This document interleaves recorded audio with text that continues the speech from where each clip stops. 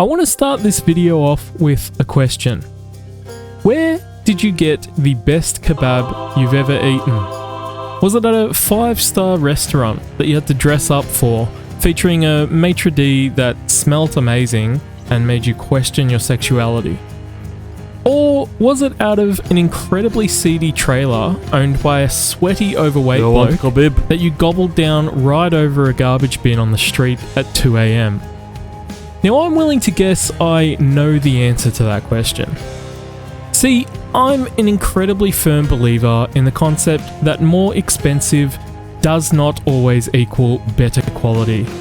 And I believe this in both ends of the production line.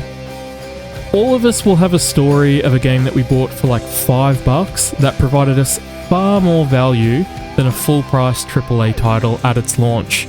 And in the same token, a game created by hundreds of people working together may pale in comparison to a product created by just a single person.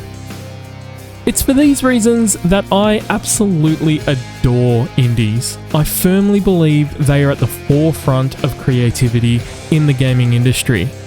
Where AAA titles' budgets have blown well past the GDP of many countries, leading to committee-based decisions making prioritizing homogenized and safe decisions, which leads to a plethora of milquetoast titles. Indies are where developers are taking risks, where they're channeling their passion, and where they're telling the stories they actually want to tell. Now, I'm not trying to say that all AAA titles are bad, and I'm also not saying that all indies are good. But I can promise you that if you know someone that spouts the gaming landscape sucks nowadays talking point, it's because they're exclusively playing the former and they're not touching the latter. I mean, can indies rival any AAA game in terms of being challenging? Yes. Telling a story? Yes. Immersive gameplay? Yes. Multiplayer experiences? Yes. Costing $1 billion to produce? Get out. Get out. To summarize this rant, indies are incredible, but among the hundreds of them I've played, there is one that stands above all of the others for me. So with that said, please grab yourself a bevvy and strap in for a platinum journey through the best indie game I've ever played.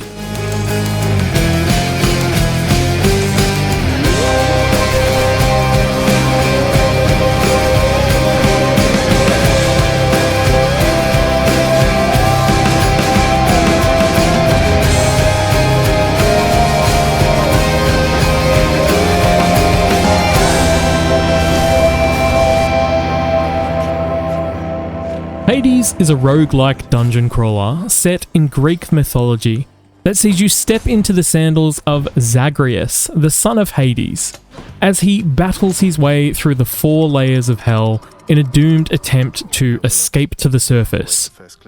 Along the way, you'll come across your family members making up the Greek pantheon of gods who will offer you various boons to empower you on your journey. You're going to run into legendary Greek figures such as Sisyphus, Eurydice, Orpheus, and Achilles, and you'll battle a multi-headed Hydra, the Bull of Minos, and the famed warrior Theseus. By the way, Theseus is a little bitch. Like, everyone knows that Theseus is a little bitch. Sup, bro? Before culminating in a showdown with Papa, conveying the central theme of the game, and all of Greek mythology, if I'm honest, and that is, of course, daddy issues. Every run through hell is different, both in the powers you'll acquire, as well as the interactions you'll have with the various characters you meet. There is a genuinely mind-boggling amount of dialogue, all of it voiced, by the way, in this game, and it's dependent on a plethora of different circumstances. Like, you go from teaching one of the Fury sisters how to accurately pronounce your name, you give a cute nickname here to the Lernian Bone Hydra, or, you'll find Daddy getting really irritated at the existence of a fish while he waits to fight you. This is one of the most clever roguelites I've ever experienced because every run, win or lose, pushes the narrative forward. advancing characters' quest lines, opening up new weapons and abilities for Zagreus to use through the extensive cross-run progression systems, all working together to create an unbelievably addictive mentality of one more try. Alright, so the game starts off in our first run, and it's here that we meet up with our cousins Athena and Dionysus, before dying in the 10th room without even encountering the first boss. We've got some work ahead of us. After dying, we spawn into the House of Hades, which acts as the hub area of the game, and an area that we're going to be revisiting with incredible frequency. And it's here we begin to chat with a few of the characters we'll be learning about along our journey. We also perform that most crucial of between-run tasks in patting the Underworld's best boy. We head into Zaggy's room and interact with the Mirror of Night, which is going to provide us with those power-ups I was talking about earlier that gives us a form of progression we take into every run. Heading out of our room, we meet up with Skelly, who... his existence is literally just as a testing dummy, which is rather tragic, but don't worry, he absolutely loves it.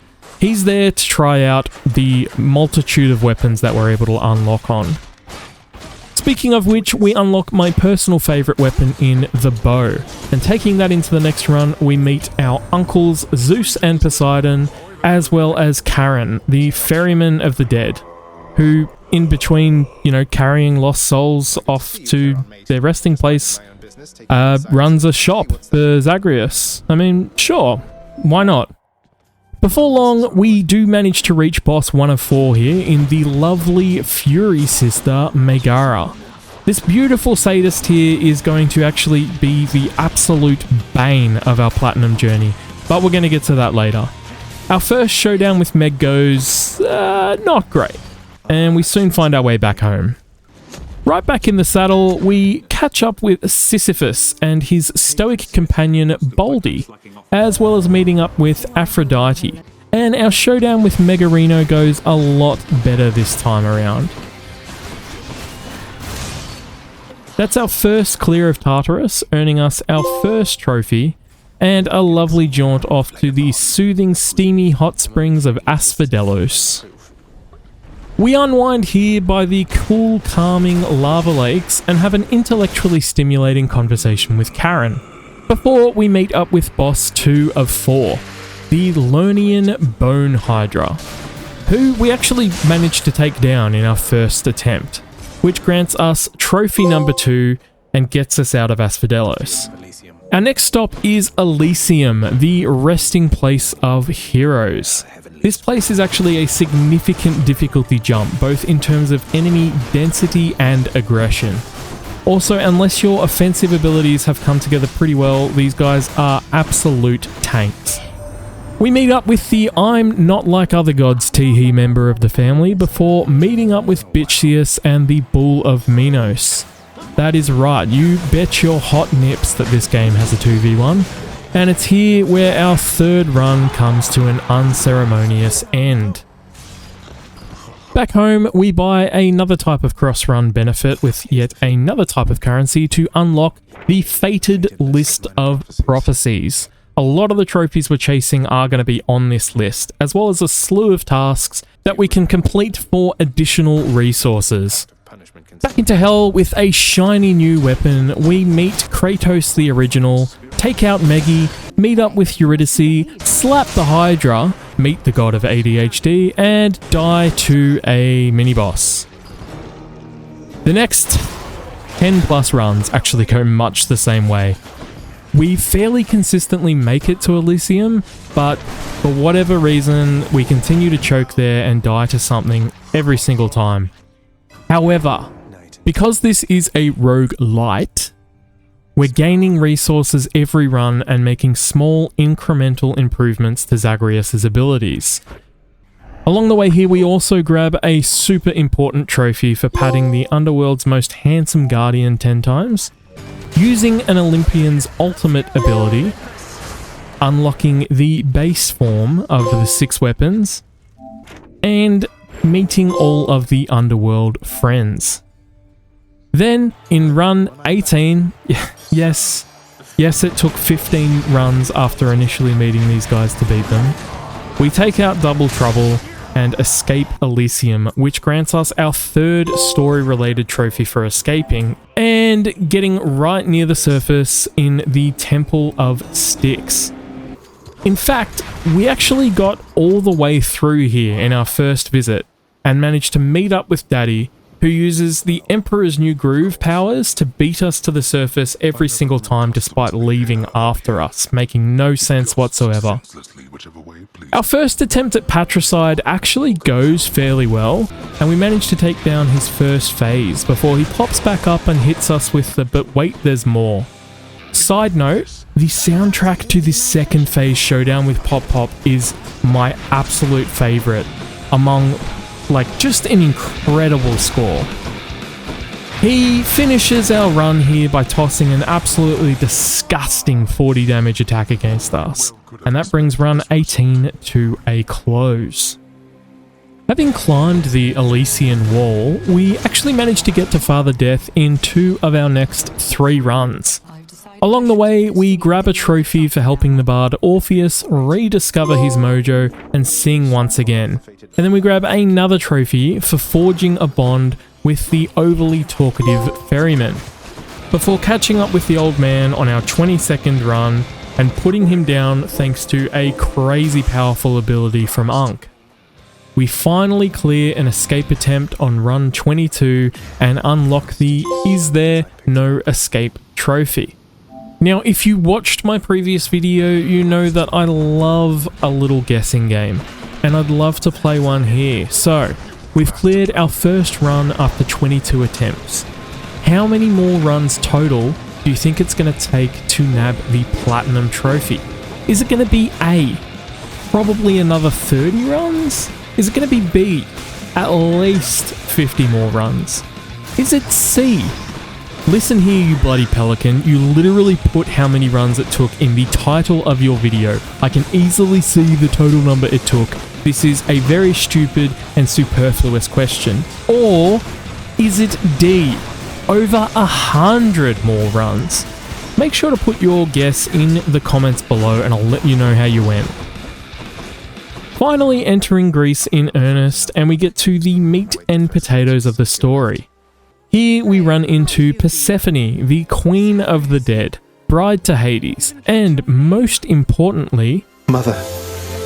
After a lovely reunion, we learn that Zagreus cannot survive on the surface, so he unfortunately expires, returning him home and vowing to escape and find his mother once again.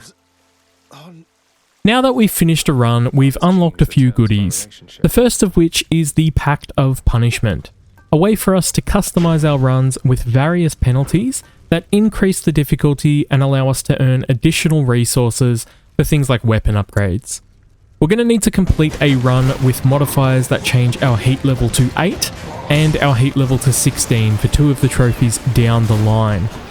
For now though, we actually haven't quite finished the story yet, requiring a further 9 successful escapes to do so. So it's time to get working on that while punching out as many miscellaneous trophies as we can. With that said, there's about to be a lot of trophy pops coming at you hard and fast, so strap in. First off is one for fighting the mobile mercantile marketeering magnate. Then upgrading a weapon aspect to max rank, getting 100 family power-ups, buying 9 temporary buffs in 1 run, playing big river bass fishing in every single area, humbling the absolute shit out of our boyfriend, stimulating the underworld's economy, getting a fat damage boost from one of our keepsakes, stimulating the underworld economy yet some more, trying out 50 different weapon upgrades, taking every different type of buff for a spin through a successful run, escaping with a hidden weapon aspect, and finally on run 40 is where we manage to escape successfully 10 times and finish the story, which essentially acts as a Greek mythology version of Parent Trap, as we've now managed to get Mummy and Daddy to reunite. Alright, 40 runs to complete the story. Gee, it'd be absolutely crazy if we weren't even a third of the way through the amount of runs we'll need to get the platinum, huh? With our strong heteronormative family dynamic restored, we've gained access to the administrative chamber that will need to break the contracts for some of our pals a bit later. Then we get a cheeky double pop for escaping with every different weapon as well as completing 15 contracts. Okay, right about now is probably a good time to give the 8 heat run a try. To do this, we're going to activate some packs that give us a time limit to clear each area, make every enemy hit a little bit harder, and make the first 3 bosses a tad spicier. Such as facing off against more than one Fury Sister at once, giving our homeboy Lerny a much more lava-y arena and allowing him to attack us from anywhere in it, and finally giving Mr. Stinky Poo Poo Head the ancient Greek equivalent of an M1 Abrams armoured battle tank. That is, until he falls out because that thing is way too much chariot for this little baby boy. We pop a trophy here for beating Ornstein and Smorg under the extreme measures conditions, and Daddy follows suit not long after. Back home, our reward for the 8 heat run is an incredibly erotic statue to decorate our yard with, which grants us trophy 28 of 50. Something I'd like to draw attention to at this point is we're 41 runs deep, and every single one we've been trying to have a chin wag to a very unreceptive angsty lad here. This guy is an absolute problem, but we're going to come back to him shortly. For now, let's go ahead and pop a couple bloody Tropharinos before setting up the very spooky 16 heat run. The supposed hardest trophy in the game. We'll start off by making every single boss go sicko mode. We'll give armoured enemies a little pep in their step, and then for good measure, we make every encounter have a few more enemies to slap around. Fortunately, we're going into this with a gun. An actual gun, like one of the weapons is a gun, so yeah. I was kind of hoping to have a bit more exciting stuff to show for this run, because again, it's supposedly the hardest trophy, you know, maybe like a close call or two, but we're fighting ancient Greek mythological entities with a machine gun and a giant freaking laser beam that we can just spam. Also, Artemis's insane ultimate attack. Like, look what happens here to poor Lerny. The bloke literally never stood a chance. The buffs we got here were so completely broken that we made a completely unnecessary trip to go bully Karen as well. There was no reason to do this outside hubris. Look at his health bar, like, just look at it. Of course, Tweedledum and Tweedleball of Minos go very much the same way. This ended up actually being one of the faster runs all the way up until Pop Pop. Now, you may recall that we applied a buff to every single boss, and that does include Mr. Title of the Game character here, and he's actually kind of sick with it now. Alright, let's... Oh, he's got a bit of speed in him. Oh shit, he's got a lot of speed in him. Oh my god! Oh lordy, just take those lasers, just leave me alone. Please, stop coming. Okay, impervious. Oh, there was no way that hit me. Alright, let's first phase down. Let's get some lasers ready for second phase. Oh, he's so fast. Go away. Like, look at the range of that attack. Oh my god. Almost there. Come on. Can't hit me when I hide, idiot. Sir, what the f... It's the fucking... That's dog shit. That's my doggy. Of course there's a third phase. Oh, fucking hell, man. Oh, this tune though, holy shit. Where's the... Oh, that's not good. So he's gonna fucking zip everywhere, and I can't see Oh, he's melting though. Oh, we got this. This'll be alright. Oh my god, 61? 60... Alright. Oh, there's so much happening right now. Ah! Just die. Just... Alright, come on, old man. It's time to go. Oh, fucking hell, man. I don't even know what hit me then. Jesus Christ. Oh, my rocket bounced off the wall. Cool. Easy. Easy clap. Oh my god, what an easy fight. Holy shit, that wasn't stressful at all. With the Ultra Instinct Old Man put down, we earn another contract-related trophy and unveil our next erotic art piece, the only other gold trophy in the game. Okay, so that was run 47, and let's just go over very quickly what we accomplished within the next 19 runs.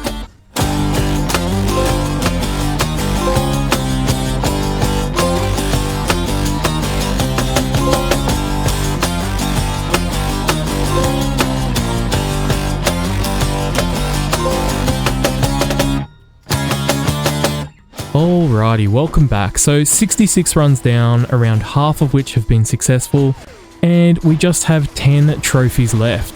Now all of these are very easy to get on paper. However, I do want to draw attention to one specifically. The Divided by Death trophy requires us to reunite Achilles and his angsty long-lost lover trapped in Elysium, who you may recall me mentioning before. To fulfill the conditions for this, we have to talk to both of these chaps an ungodly amount of times during runs.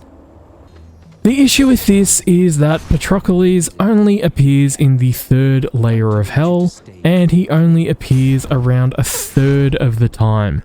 Meaning we just have to keep rushing to that area, running through it, and hoping that his room spawns. Having a chat with him to push his dialogue further, until he eventually decides to let us commence his questline. Now, it takes about 15 minutes to get through Elysium and just let the dynamic duo end my run. So I was seeing Patroclus between 1 to 2 times an hour. As is the nature with RNG, sometimes I'd see him 3 times in a row, sometimes I wouldn't see him for 10 runs straight. There's literally nothing you can do to speed this up because it's just RNG. Like I mentioned several times, I love Hades. This is one of the best games I've ever played. But this particular fucking quest line, this thing can take a long fucking walk off a very fucking short pier. Finally, after a further 22 runs and 9 hours on just this one quest line, we get a huge exclamation mark, which means that we can finally start his quest. Yes, start, not finish, start. Okay, very quickly, now what we have to do, talk to Achilles. We go die in a run and then talk to him again. More on why we chose to die here soon. Back to Achilles, back to death, off to Nyx, then to admin, spend some diamonds, then all we have to do is go all the way back to Elysium and try and find Achilles. 3 runs later, we find the boyfriends, take a quick trip back home, and meet up again with Achilles, finally unlocking the grindiest trophy in the game after 93 runs. Nearly double the amount it took to beat the story. But the grindiest trophy is done. No more grinding. The grind is over. We are free. Yeah, you see where this is going, don't you? Meet the actual grindiest trophy in the game. Or at least it was for me. We have 5 out of 6 of these little pals, and the only one we're missing is from their Meg. Let me introduce you formally to the Fury Sisters, the first bosses of Hades. We have Megiwegi, Tesifi Wiffy, and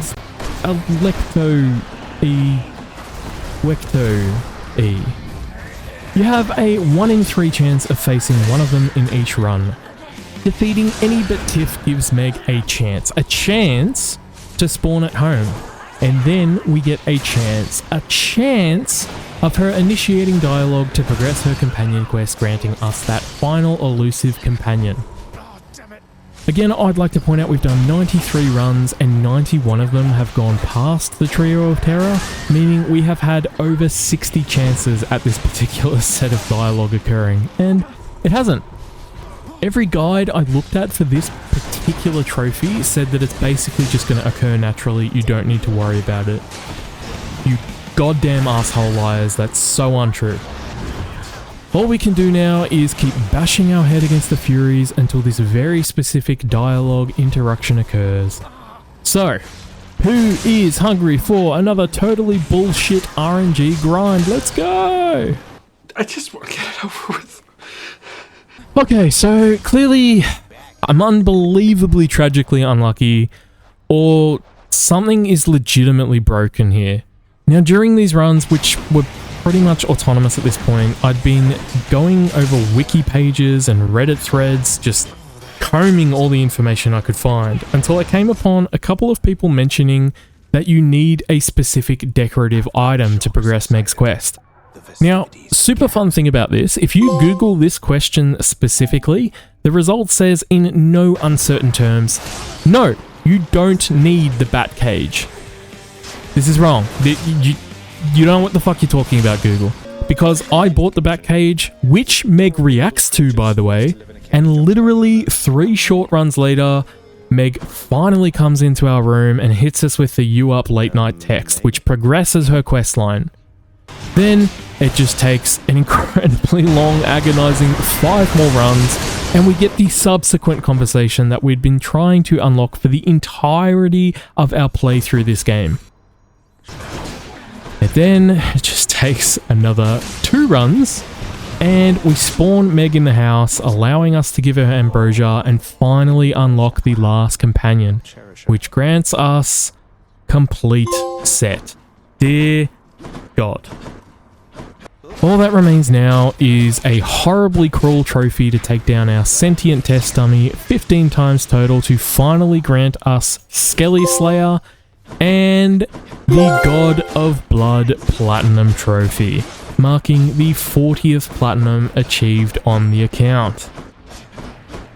Alright, look, again, I really love this game, but I cannot accurately convey just how much I loathe RNG dependent trophies. They're just nonsense. Anyway, thank you so much for watching the video here to the end, and just want you to know it really means a lot to me. I really hope you enjoyed it. If you did, please consider liking and commenting, as that really helps the video make its way through YouTube's multifaceted complex algorithm. If you're new to the channel and want to see more content like this, please consider subscribing, and be aware that I have a playlist of platinum videos in the description below.